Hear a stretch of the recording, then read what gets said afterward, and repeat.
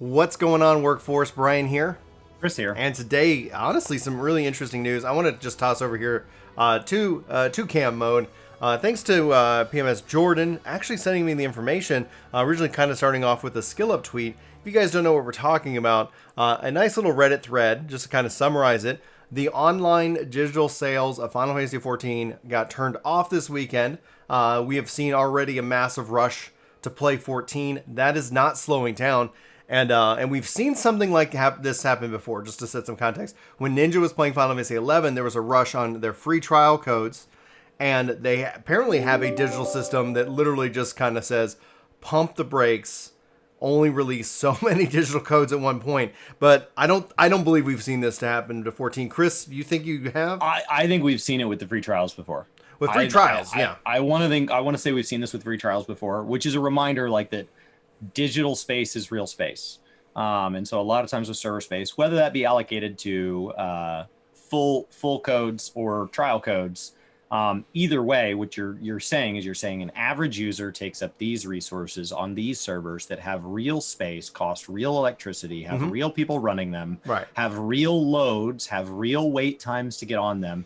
And so you would want to not sell a product that you could not deliver a service to. And so I think people are like, how can a digital code run out? Aren't they infinite?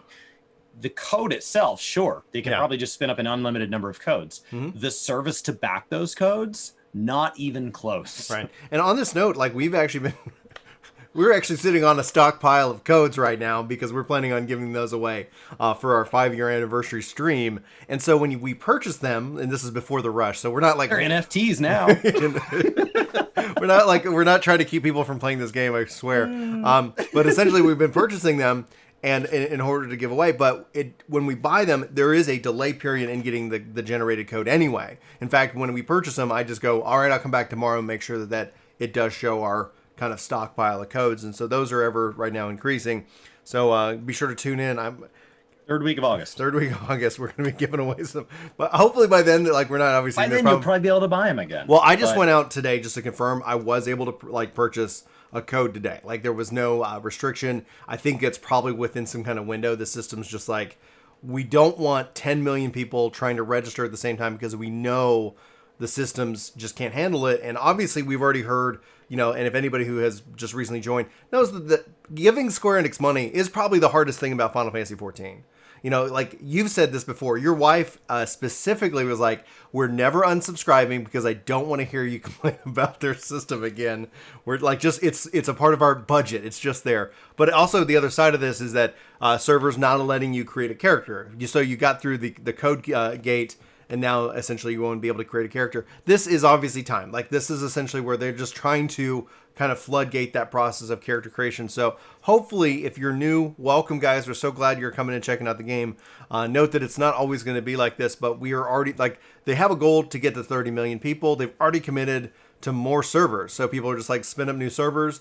That's happening, but we're it's up a million since like spring. That's happening. But here's the craziest thing, right? Like Silicon and all of this stuff, it isn't like there are just all these just servers waiting to be available, and it's everybody is competing. Like right now, there's just a rush on tech, right? Even Phil Spencer had an interview on Podcast Unlocked talking about like we're actively having to make like these hard decisions when it comes to trying to manufacture machines. PlayStation's in the same boat. It is this interesting and strange world that we're obviously living in with these just delays. It's not about the specs on these systems or the servers. It's a supply chain issue. And if anybody ever has worked in supply chain, like that in and of itself is just logistics through and through. What I find fascinating about this, Chris, is that this is also coming off the heels of an incredible live letter. Like we just covered it this weekend. Like I wasn't expecting anything, and maybe that's why I would say this. You didn't stay for the Q&A. I didn't. He answered 44 questions, 43 of which got translated. Good night. That's a lot, dude. That is a lot. And they're fixing housing, and it's like, but opening up with the benchmark, I think was so powerful, and it just continues like this Final Fantasy XIV good news, and it's not even good news in the face of like, oh, somebody else is having trouble. It's like we're just playing our game, man. We're just doing it right. We're just going to keep plugging away and trying to get people and keep inviting people in. And obviously with the more of the big streamers and more people covering Final Fantasy XIV, it's just this, I think, almost where this, you kind of have this like pendulum swing where, okay, cool, I'm making a shift, I'm making this change. So much has changed already that it just kind of happens in this bulk. And it's unfortunate, I would say, that if you weren't on like an original wave and you're in a Q wave right now, that you're having to have that as your first experience. But I believe that it's definitely going to be worth your time. The question I would wonder is that outside of the creating a character, like, is this also happening on the free trial? Is the free trial saying like, okay, wait, because I'm hearing this is also happening on the PlayStation Store. So it is a universal thing. It's like the game literally is going to say, yes, you can buy it. Yes, you can't. And so my advice is that if you right now are on the fence and you're 6 minutes into this 22-minute later video, like, be watching for these codes and try to find times that are in the off hours so that you can create your character and you can get started. And honestly, I would say it really shouldn't be about the server. Just get whatever is available. You can worry about transferring later. What do you think, Chris? Yeah, I mean, for people trying to pick a specific server, just know that as it works right now, you can do the vast majority of content, not all, but the vast majority of content just by being on the same data center. That's kind of our regions. There's 3 in the US, 2 in JP, and 2 in Europe. But it's already announced. We just don't have a date on when we're going to be able to jump data centers as well. At first, when it first gets revealed, it'll be region locked. So it'll be NA to NA, EU to EU, JP to JP. And remember that next expansion, we're also bringing oceanic data centers online. Yes. Australia, New Zealand, that region of the world. And that will also cause a free exodus to anybody wanting to go to those. Which for Australian players is an opportunity to have a massive drop in ping if it doesn't mean that they have to remove themselves from guilds and communities that they're wanting to remain involved in.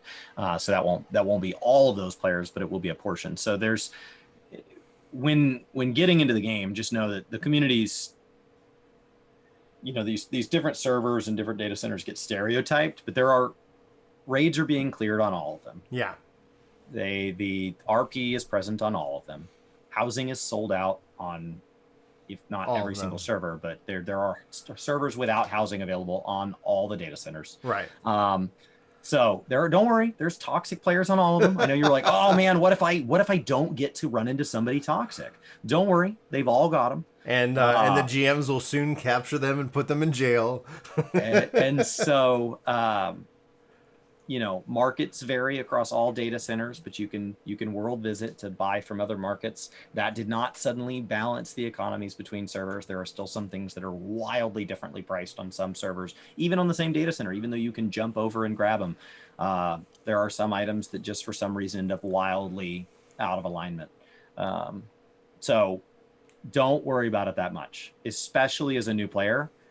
The most important thing is that you just get into the game, because the two biggest things you need to do are your MSQ and your class quest. And below that, there's a whole bunch of other things that are also important, but those are the two most important, and those have no impact on what server you're on. The road to 70 buff is not even necessary for that.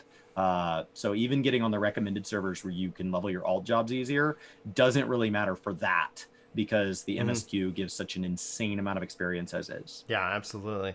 But that's what I really want to sit down and share. We don't need to make this video any needlessly longer. Just kind of a heads up PSA. I'm thrilled that so many people are checking it out. I honestly like the fact that they announced the 23 million just shortly after the 22 million, and with all these different waves. And what this is telling me is that we might soon see the announcement of 24 million, if not more. I think the 22 million announcement was only like 2 months prior to 23. Right, and I think it's though we're also probably seeing an accelerated rate in terms of growth, and so that's going to be exciting. And it's like Square Enix is going to do whatever they can do to get those servers up, but we do know they are coming. So note that should be something interesting. My question that I have before we wrap up this video, and my phone is ringing before we wrap up this video, tends to be, will we see new servers added into the different data centers?